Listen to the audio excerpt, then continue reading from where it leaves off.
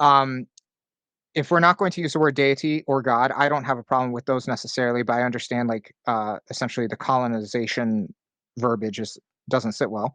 The Belizean Yucatec Maya have a word called Yumsil, or Yumsilob is the plural.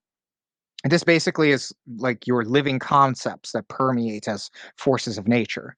And when you actually talk to people of indigenous descent that still work with the Yumsiles or the Yumsilob, uh, what you're going to come up with is very similar to what a Neoplatonic definition of what a god is.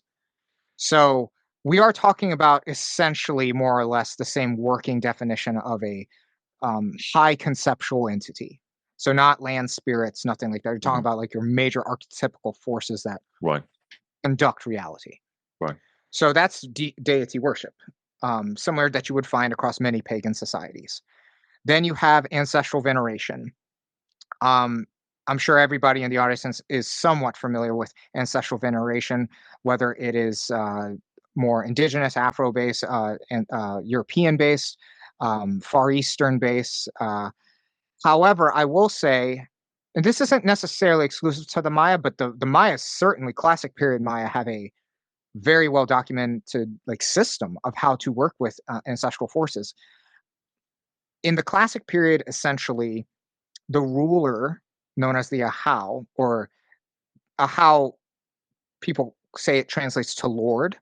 The most literal translation of the word Ahau means the one who speaks for many, i.e., an exalted leader.